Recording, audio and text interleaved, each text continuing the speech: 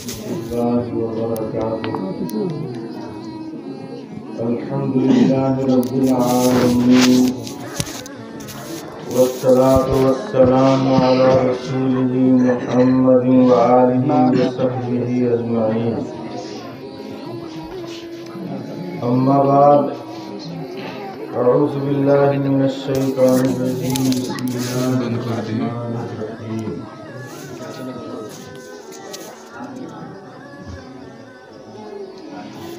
ما أصاب من مصيبة إلا بإذن الله،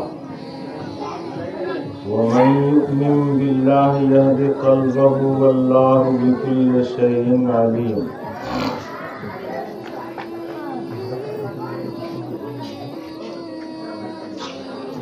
وقال النبي صلى الله عليه وسلم: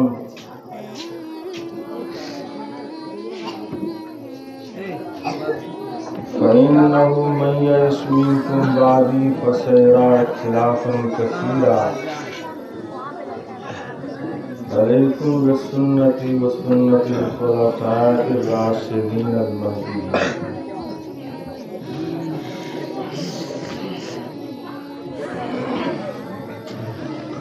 بزرگوں اور بھائیوں، سامعین کرام،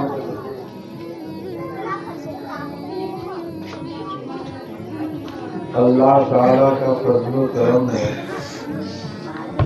کہ اس نے ہم سب کو ایمان والوں کے گھرانے میں پیدا کیا،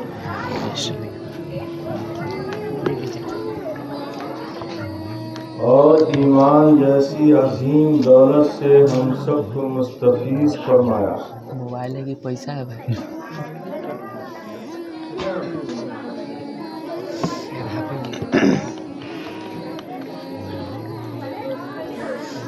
اس ایمان کو ہم لوگوں نے تو مفت میں حاصل کیا، ہم کو زیادہ محنت اور مشقت نہیں اٹھانا پڑا۔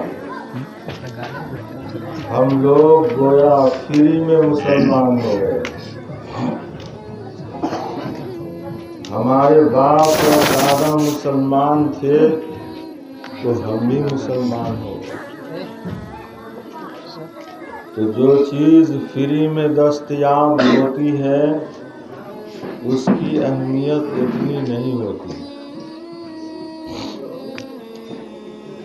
اور جس چیز کو آدمی محنت اور مشقت سے حاصل کرتا ہے تو اس کی بہت زیادہ اہمیت ہوتی ہے۔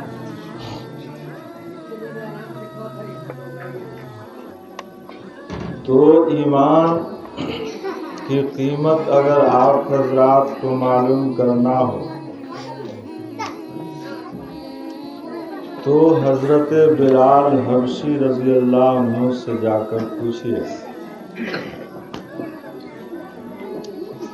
کہ انہوں نے اس کلمہ طیب لا الہ الا اللہ پڑھنے کے اوپر کس قدر مصیبتوں کا سامنا کرنا پڑا،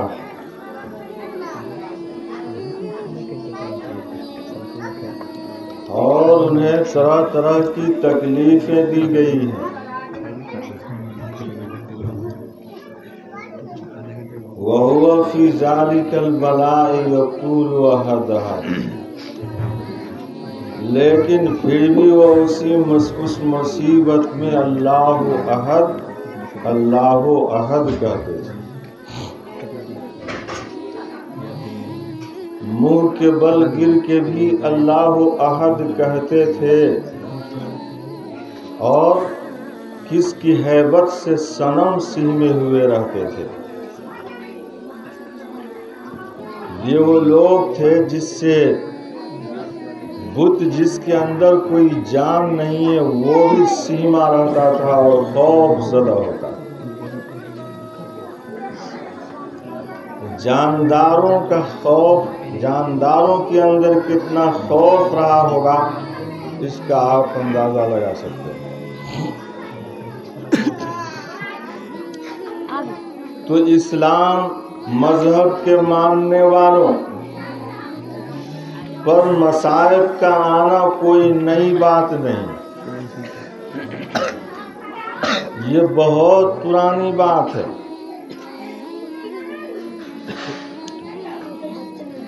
لوگ تو بہت کم زمانے کی تاریخ جانتے ہیں،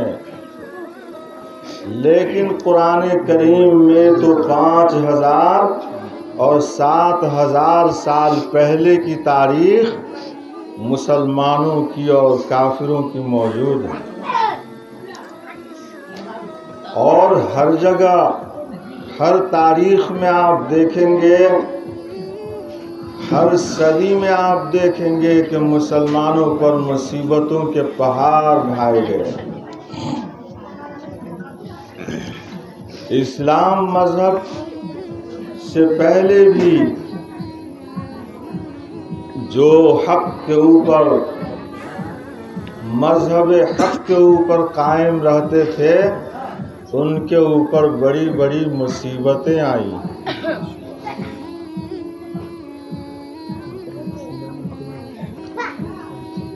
قرآن نے کہا ام حسبتم ان تدخلوا الجنہ، کیا تم جنت میں پھوکٹ میں چلے جاؤ گے؟ پھوکٹ ہی میں چلے جاؤ گے جنت؟ جنت میں جانا آسان نہیں۔ ام حسبتم ان تدخلوا الجنہ، ایسے ہی جو ہے چلے جاؤ گے بغیر ٹکٹ لیے ہوئے، پاس ہو جاؤ گے؟ ان تدخلوا الجنہ، لوگ تو کہتے ہیں کہ تاری پیو چھان کے اور جنت میں جاؤ پھان کے۔ اتنا سستا سمجھ، کون مولوی ٹکٹ دے دیتا ہے سائڈ سے؟ یہ بات سمجھ میں نہیں آتی۔ ہوگا کوئی کمی تو نہیں ہے گھوس خوروں کی، رشوت خوروں کی؟ ہر اصلی کے ساتھ نقلی، ایک نمبر کا دودھ بھی ہے تو پانی پھینٹا ہوا بھی ملتا ہے۔ قرآن کہتا ہے ام حسبتم ان تدخلوا الجنہ، پھر جنت میں پھوکٹے چلے جاؤ گے۔ ولما یاتکم مثل الذین خلوا من قبلکم، ابھی تم پر وہ باتیں نہیں آئی ہیں، ابھی تم پر وہ باتیں آئی نہیں ہیں،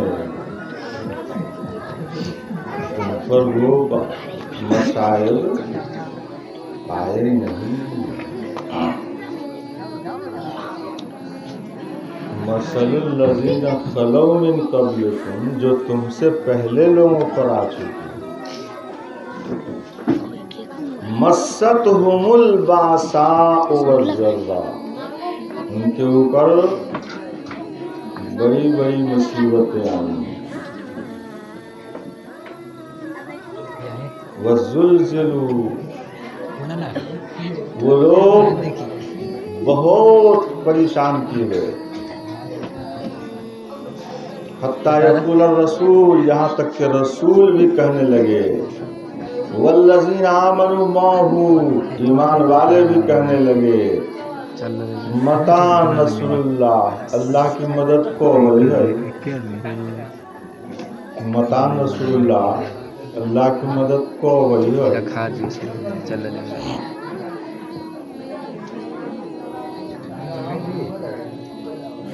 وہ لوگ دین کے پابند تھے تو یہ حال ہوا، پھکٹیا سب کا کیا حال ہوگا؟ پیسہ لے کے بکنے والے سب کا کیا حال ہوگا؟ جس کے ایمان دھرم کا کوئی ٹھکانہ نہیں ہے، ان لوگوں کا یہ حال ہوا۔ کہا متی نصر اللہ، اللہ کی مدد کب آئے گی؟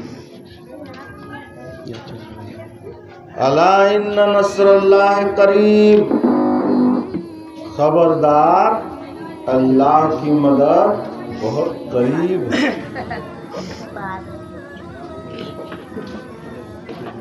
اب ہم لوگ اپنے مکان پر لکھ لیتے ہیں نصر اللہ کریم، مکان بن گیا، اللہ کی مدد ہو گئی۔ اور اس سے پہلے والی آیت میں کیا لکھا تھا یہ تو نہیں دیکھا؟ اپنا گھر بناتے لکھ دیتے ہیں ھذا من فضل ربی، اللہ کے فضل سے 3 تلہ بن گیا۔ حرام مال لائے تھے وہ تو نہیں لکھا اوپر سے کہ 2 نمبر کے مال سے بنائے گا۔ لایا کہاں سے؟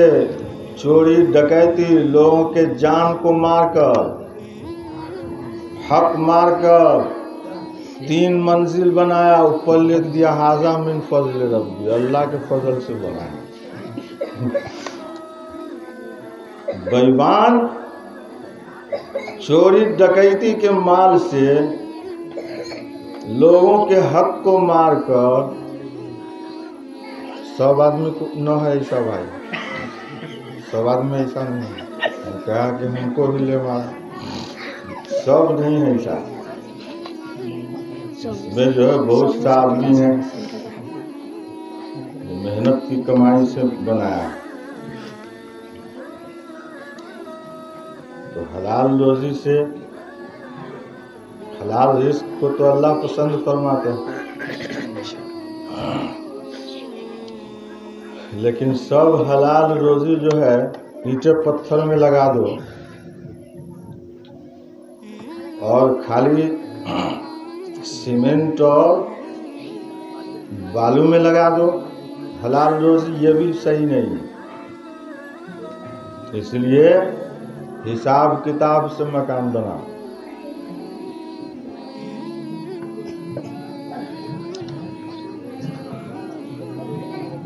قوم عاد اور قوم سمود 5000 سال پہلے یہ کافر قوم پہاڑوں کو تراش تراش کر خوبصورت مکان بنایا کرتی تھی۔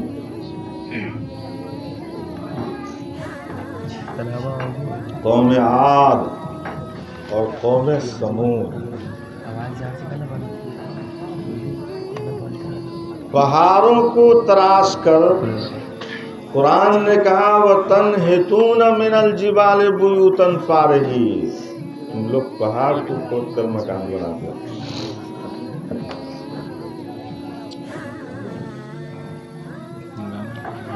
اور پھر ناموری کے لیے، دکھاوے کے لیے وہ لوگ ہر اونچی جگہ پر عمارت بناتے تھے۔ قرآن نے کہا وَتَتَّخِذُونَ مَصَانِعَ لَعَلَّكُمْ تَخْلُدُونَ، تم لوگ اس طرح مکان بناتے ہو جیسے ہمیشہ زندہ رہو گے۔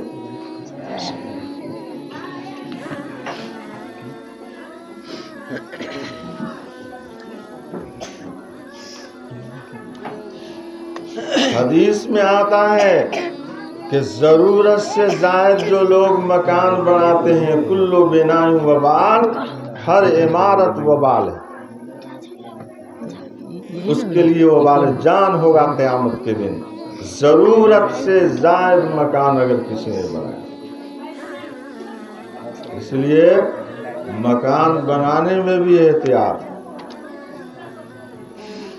قوم عاد اور قوم سمود کو ان کے تراشے ہوئے مکان، پہاڑوں کو جو تراش کر خوبصورت مکان بنایا تھا وہ کام نہیں آ سکا، اور قوم عاد نے جب اللہ کی نافرمانی کی تو ہوا کے ذریعے سے ہلاک کر دیا گیا۔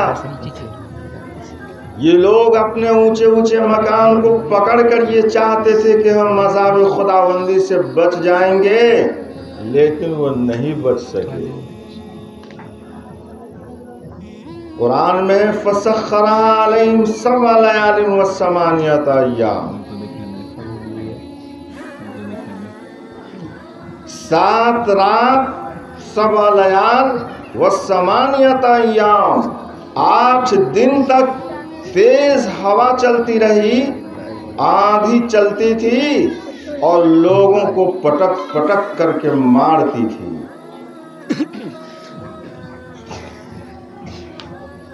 تو بڑے بڑے لوگ ہلاک ہو گئے. یہ آج کل کے پڑھے لکھے لوگ صرف 1000 سال 2000 سال کی تاریخ جانتے ہیں، اس سے اوپر کی تاریخ سے ناواقف. لیکن قرآن نے 7000 سال پہلے کی تاریخ کو بیان کیا ہے. اس لیے میرے بھائیو، جو کلمہ طیب لا الہ الا اللہ محمد الرسول اللہ پڑھتا اس کے اوپر بڑی بڑی آزمائشیں آتی، اس سے گھبرانا نہیں چاہیے.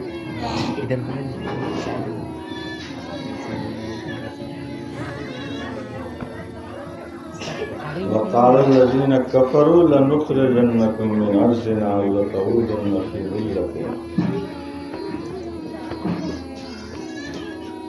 اس سے پہلے بھی ایمان والوں کو کہا گیا کہ تم کو میں اپنی سرزمین سے نکال دوں گا. لنخرجنکم، تم کو اس ملک سے نکال دوں گا. او لتعودن فی ملتنا، یا تم پھر میرے دھرم میں آ جاؤ، یا میرے مذہب میں آ جاؤ. قرآن میں لکھا ہوا.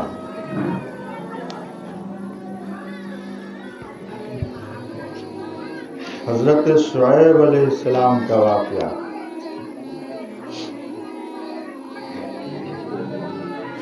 نبی کو کہا، جبکہ نبی دین سے پھرنے کا کچھ سوال ہی پیدا نہیں ہوا.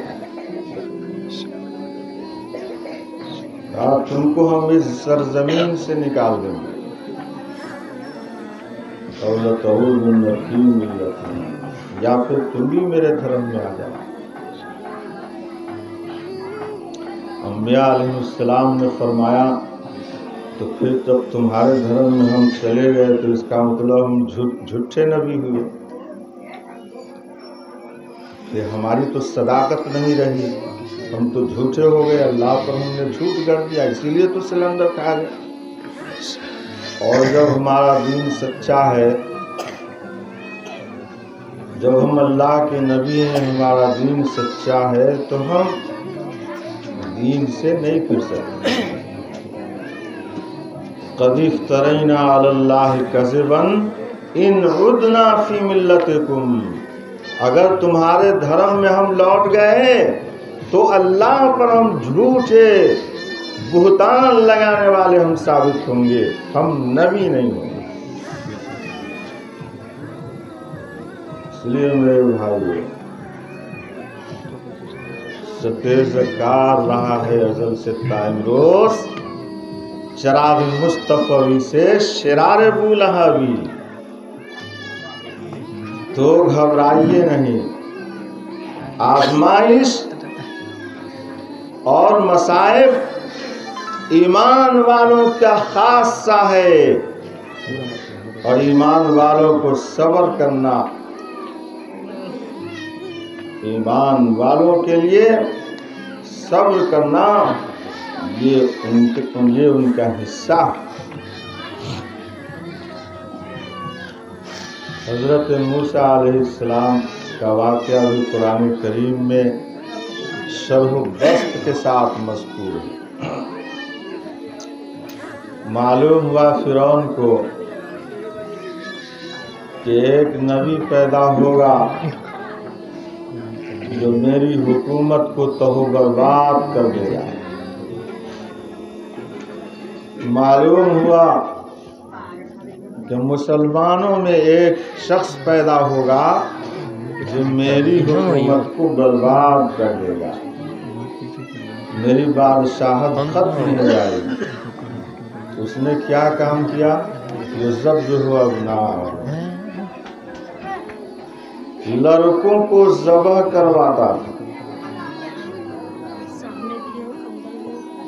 یذبح ابناہم ویستحیی نساءہم، اور لڑکیوں کو نہیں ذبح کرتا، کیونکہ نبی تو عورت ہوتی نہیں ہے، نبی مرد ہوتے ہیں، اس لیے لڑکوں کو ذبح کرواتا۔ بتاؤ اس مسلمان کے دل پر کیا گزرتا ہوگا جس کے بیٹوں کو ذبح کروایا کرتا۔ لیکن اس کا واقعہ بہت ہی مفصل قرآن کریم میں ہے،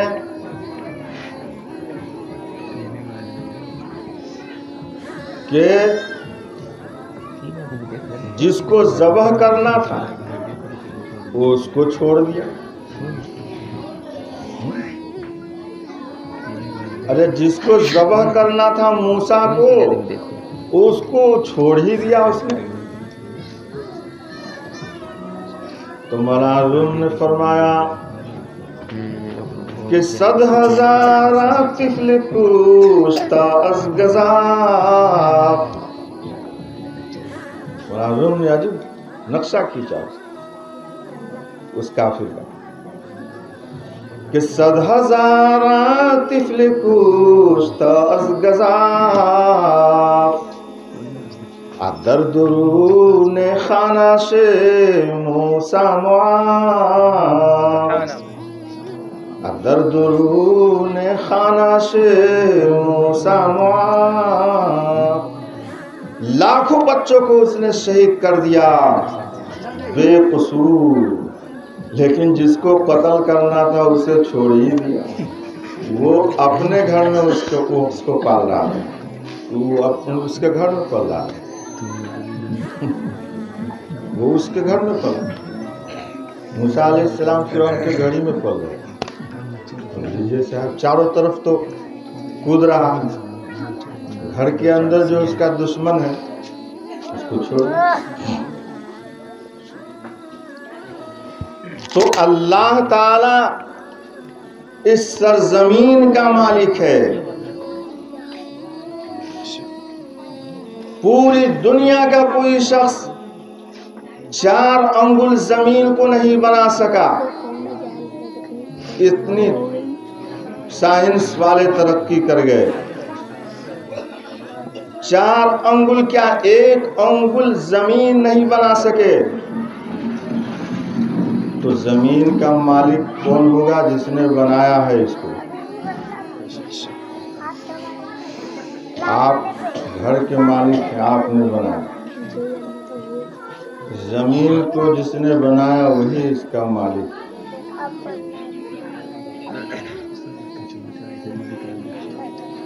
لیکن اللہ تعالیٰ فرماتے ہیں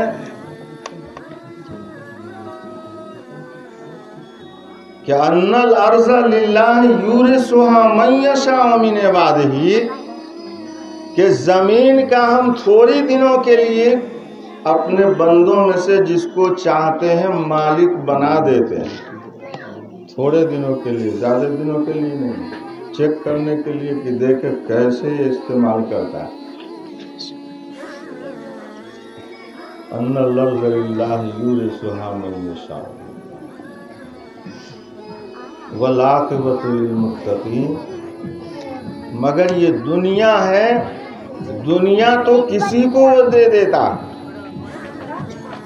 دنیا عام ہے، کافروں کو بھی ملتا ہے، مسلمانوں کو بھی ملتا ہے، والعاقبۃ للمتقین، لیکن آخرت صرف پرہیزگاروں اور مسلمانوں کے لیے ہے، وہاں ان کی کوئی گنجائش نہیں۔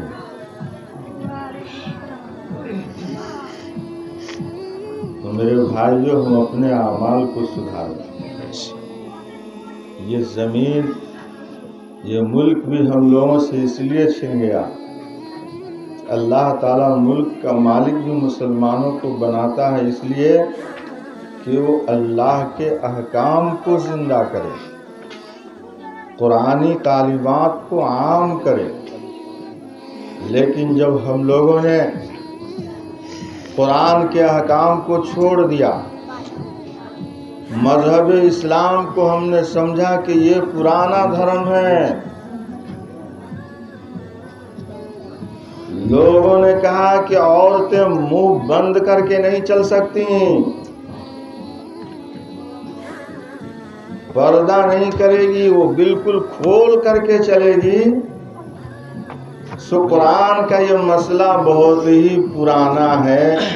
عورت بند کرے گی منہ کو، ناک منہ کو جب بند کرے گی تو اس کا تو سانس ہی پھول جائے گا، مر جائے گی۔ تو کہا کہ پردہ نہیں کرنا، منہ کھول کر چلنا ہے۔ اب کورونا وائرس ہو گیا تو کہتے ہیں کہ ناک ایک دم بند کر کے چلو۔ اللہ کے حکم کو جو توڑتا ہے تو اللہ زبردستی اس سے منوا لیتا ہے، وہ قاضی مطلق ہے۔ لیکن اب ماننے سے کوئی فائدہ نہیں ہوگا، ثواب نہیں ملے گا منہ جھانپنے سے۔ اللہ کے محبوب بندے نہیں بن جاؤ گے، یہ تو تم اپنے فائدے کے لیے منہ کو بند کیا۔ اب کہتے ہیں کہ 5 مرتبہ منہ کو دھو، بغیر منہ دھوئے کام نہیں چلے گا۔ جب 5 مرتبہ منہ دھو گے تو کورونا وائرس ختم ہو جائے گا۔ تو اسلام مذہب تو 1400 سال سے کہہ رہا ہے کہ اے لوگوں 5 مرتبہ منہ دھو، نہیں تو کورونا وائرس تمہیں برباد کر دے گا۔ اب اتنے دنوں سے 1400 سال کے بعد کورونا وائرس آیا تو بات لوگوں کو سمجھ میں آ گئی کہ وضو کرنا چاہیے، نماز پڑھنا چاہیے، گڑبڑ ہو گئی۔ تو اللہ چونکہ ارحم الراحمین ہے نا، ایک کے بنا پکڑ لے دھائیں سے، تو لوگ کیا سمجھتے ہیں کہ جھوٹ لکھا ہوا ہے، حدیث میں لگتا ہے غلط لکھا ہوا ہے۔ اللہ تعالیٰ ارحم الراحمین ہے، جب عذاب دینے میں وہ تاخیر کرتا ہے تو لوگ سمجھتے ہیں کہ حدیث قرآن جھوٹا، نعوذ باللہ۔ بہت دنوں سے حدیث ہم سنتے تھے، حدیث میں آتا ہے کہ 5 کام کرو گے تو 5 عذاب اللہ تم پر مسلط کرے گا۔ بہت دنوں سے سنتے تھے، کارروائی نہیں ہو رہی تھی اوپر سے، تو لوگوں نے کہا کہ حدیث میں ایسے ہی لکھ دیا جاتا ہے۔ زیادہ تر نعوذ باللہ لوگ کہنے لگے سب ایسی پرانی کہانی، ان ھذا الا اساطیر الاولین، پہلے لوگوں کا ہمیں قصہ کہانی، کافر نے بھی تو کہا تھا۔ 5 عذاب کے لیے تیار رہو، 5 گناہ کرو گے تو اس میں ایک یہ ہے کہ جب بے حیائی عام ہو جائے، جب لوگوں کا شرم ختم ہو جائے، اور جب لوگ فحاشی اور گناہوں میں مبتلا ہو جائیں تو ان میں ایسی بیماری آئے گی کہ اس کا علاج دنیا کا کوئی ڈاکٹر نہیں کر سکے گا۔ ابن ماجہ میں یہ حدیث موجود ہے جو 1400 سال پہلے ہمارے نبی نے فرمایا۔ اور یہ تو نہیں ہے کہ آج ہی ہم نے کوئی گناہ کیا اور نگدہ جو ہے اللہ پاک اوپر سے بھیج دے۔ اللہ تو ارحم الراحمین ہے، کتنے گناہوں کو معاف کرتا ہے تب جا کر کے وہ گرفت میں لیتا ہے۔ قرآن نے بھی کہہ دیا ما اصاب من مصیبت فبما کسبت ایدیکم، تم پر جو مصیبتیں آتی ہیں وہ تمہارے اپنے ہاتھوں کی کمائی ہے، تم نے کمائے ہیں۔ وما اصابکم من مصیبت فبما کسبت ایدیکم ویعفو عن کثیر، اور بہتوں کو تو معافی کر دیا۔ اس سے پہلے والا کتنے کانڈ کو رفع دفع کر دیا۔ اب تم سمجھ رہے تھے کہ جھوٹ لکھا ہوا ہے حدیث میں، چونکہ لیٹ سے میرا عذاب آیا تو یہ میری رحمت کی خاصیت تھی. اس لیے قرآن حدیث میں جو لکھا ہوا ہے اس کو لوگ مجبوراً بھی مانتے ہیں، مجبوراً بھی مان رہے ہیں. اب پھر کہہ دیجئے کہ قرآن میں لکھا ہوا تو ہم قرآن کو نہیں مانتے ہیں. قرآن میں لکھا ہوا ہے کہ شراب حرام ہے. بہار میں شراب حرام ہو گیا نا بھائی، پہلے نہیں تھا. کوئی مسلمان کہتا شراب حرام ہے، ارے کہا قرآن کا مسئلہ لیا ہے، پرانی کہانی. جب دیکھا کہ شراب پی پی کر کے سب عورت کو ڈنٹا سے پیٹ رہا ہے، صبح مار کھاتی ہے تو شام بھی اس کے لیے ڈنٹا رکھے ہوا ہے شرابی، تو کہا یہ تو بڑا ہو گیا خرابی، بڑی ہو گئی خرابی کہ رکھے رہتا ہے ڈنٹا ہر وقت شرابی، تو اس کو بند کر دیا جائے. حرام تو نہیں کہا بند کر دو. حرام کہیں گے تو قرآن کا مسئلہ ہو جائے گا. یا ایھا الذین آمنوا انما الخمر والمیسر والانصاب والازلام. جوا پر ابھی پابندی نہیں لگی ہے. جب زیادہ تر لوگ کھیلیں گے، اب بیوی سب جب ہار جائیں گا اپنی اپنی بیوی کو، تب یہ بھی قانون لگ گیا کہ جوا بھی حرام ہے. قرآن نے جن چیزوں کو حرام کر دیا ہے اس میں بہت بڑی مصلحت ہے میرے بھائیو، بہت بڑی مصلحت. سور کو کھانے کو حرام کہا. ڈاکٹر بتاتا ہے کہ سور کے گوشت میں بیماری ہے. تو جن چیزوں کو مذہب اسلام نے حرام کہا اس کو ہم حرام سمجھیں. میرے بھائیوں، تو ضرورت اس بات کی ہے کہ ہم قرآن کریم کو سمجھیں اور اس کو سچا جانیں، اس کے اوپر عمل کریں. اب عام طور سے صفائی ہو گئی، لوگ بے پردگی میں مبتلا ہیں. اس کو لوگ کہتے ہیں کہ نیا دور ہے، نیا ہندوستان، نیا ملک ہے، فیشن کا دور. جب کوئی واقعہ پیش آتا ہے تو پھر لوگ کہتے ہیں کہ برائی کرنے والوں کو بھی پھانسی کی سزا دی جائے، اسے قتل کر دیا جائے.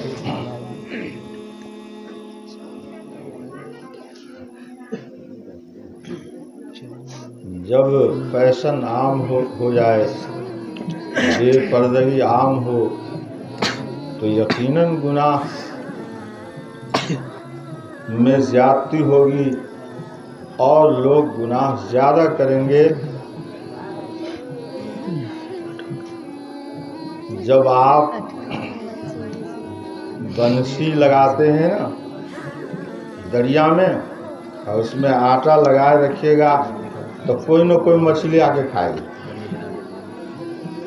اب آپ نے لڑکیوں کو بے پردہ کر دیا،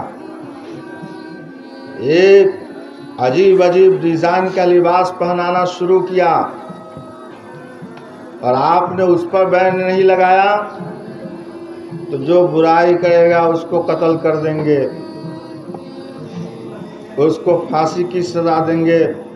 تو یہ تو ہونا ہی چاہیے، لیکن جو برائی کی اصل جڑ ہے بے پردگی، اس کے اوپر بھی بین لگنا چاہیے.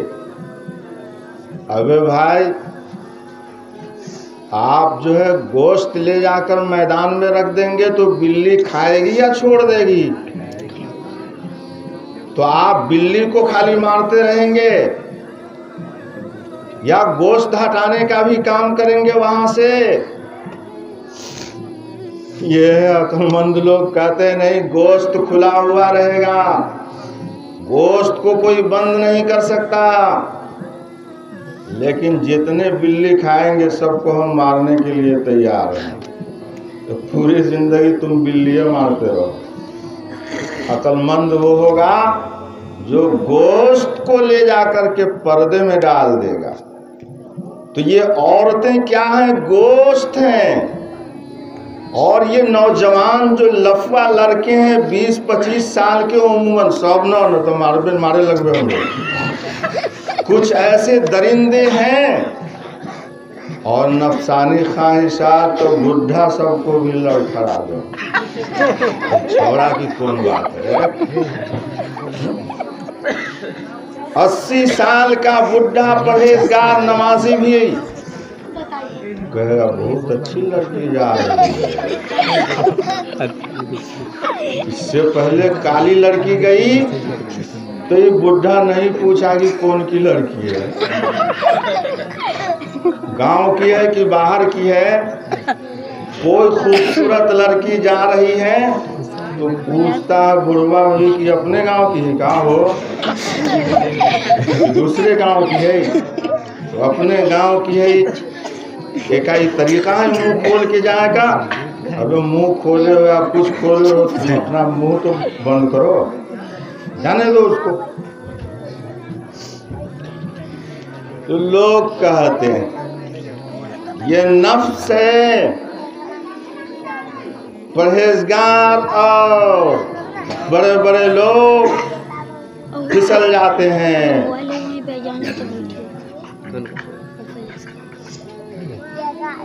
ایک شعر کہتے تھے کنوا شمسی میں مولانا صاحب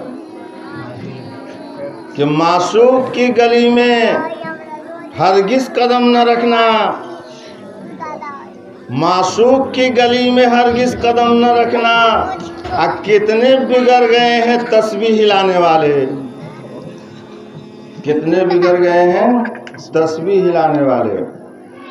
تم کہتے ہو کہ ہم ٹوپی اور داڑھی رکھے ہوئے ہیں تو ہم برائی میں مبتلا نہیں ہوں گے. فلاں صاحب تو بہت ہی اچھے آدمی لگ رہے ہیں، بڑے نیک اور پرہیزگار ہیں، لڑکیوں پر کیا نظر ڈالیں گے؟ جب لڑکیاں ہی پورے جسم کو کھولے ہوئی ہیں تو یہ بیچارے کیا کریں گے؟ کتنوں کو پھانسی دو گے، کتنوں کو مارو گے؟ پہلے اسلام نے کہا کہ پہلے جو ہے دوائی کر دو، اس کو پردے میں ڈالو تاکہ برائی کم ہو. تو لوگوں نے پردہ ہی کو کہا نہیں ہم قرآن کو نہیں ماننے والے، ہمارا قانون الگ بنے گا. تو یہ ہے قرآن سے ٹکراؤ. اس لیے قرآن سے مت ٹکراؤ. یہ قرآن کریم صرف 1400 سال کے اندر مدینہ سے لے کر فلسطین تک یہ قرآن پہنچا ہوا ہے، اور پوری دنیا میں مشرق سے مغرب تک یہ قرآن پہنچا ہوا ہے اپنی صداقت اور سچائی کی بدولت. اس لیے قرآن سے مت ٹکراؤ مسلمانوں. اس کا ایک ایک حکم اللہ تعالیٰ کا بنایا ہوا قانون ہے. آئی مولوی اور پیر اور بزرگ کی کیا بات کرتے ہیں. حضرت یوسف علیہ السلام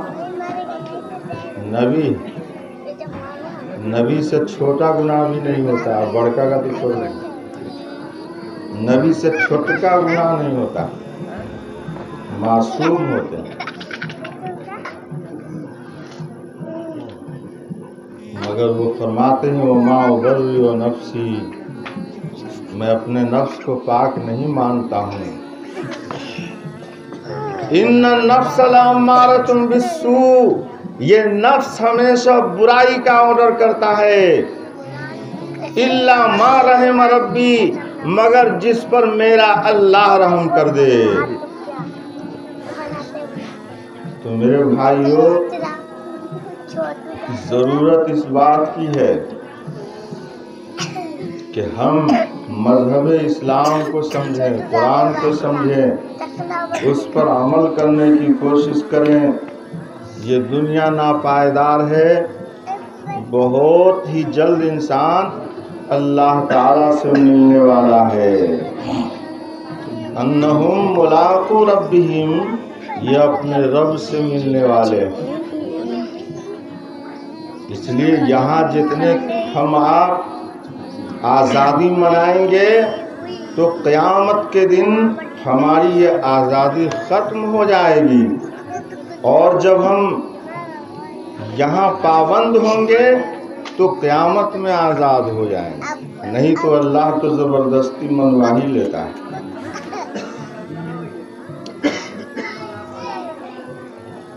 ماں ودے مردے کریم اکرم تو نیک لوگ مسلمان اللہ اللہ اس دنیا میں کرتا ہے تو اسے ثواب بھی ملتا ہے اور آخرت میں جنت بھی ملے گی. لیکن کفار و مشرکین کو اللہ سے بغاوت اور نفرت ہے. اللہ اللہ اب دیکھیں نا سب کر رہا ہے چیلنج ہے کورونا سے ہم نمٹ لیں گے.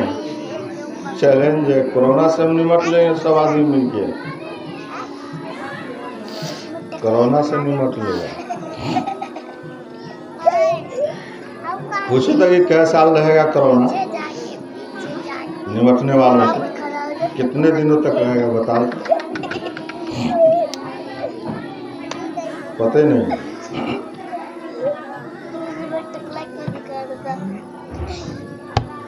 اللہ تعالیٰ کے حکم سے مصیبتیں آتی. ما اصاب من مصیبت الا باذن اللہ. اللہ کے حکم کے بغیر کوئی بیماری نہیں آتی ہے, کوئی مصیبت نہیں آتی. اس لیے جب مصیبتیں آئیں تو اللہ کی طرف رجوع کرو, اللہ سے مانگو.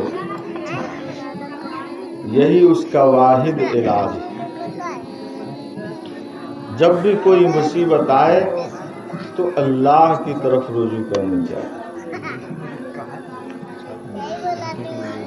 جبھی ہم ان مصیبتوں سے بچ سکتے ہیں اور ان بیماریوں سے بچ سکتے ہیں.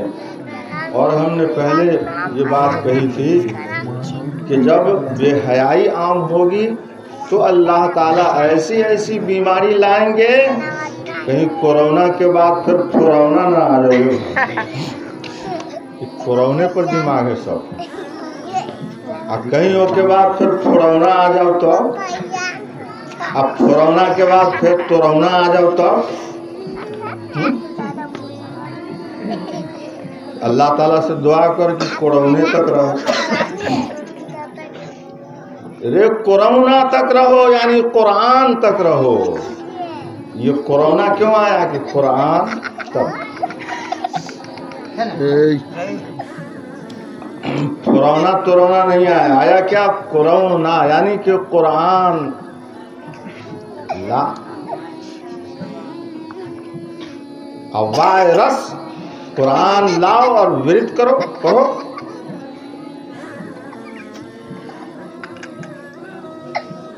تو یہ قرآن میں شفا ہے. اور چیلنج مت کیجئے آپ لوگ کہ ہم سمجھ لیں گے, اس کو ہم اپنے گھر میں نہ آنے دیں گے. اس کے باپ کی مجال نہیں کہ ہمارے پکا کے گھر میں آ جائے بیماری.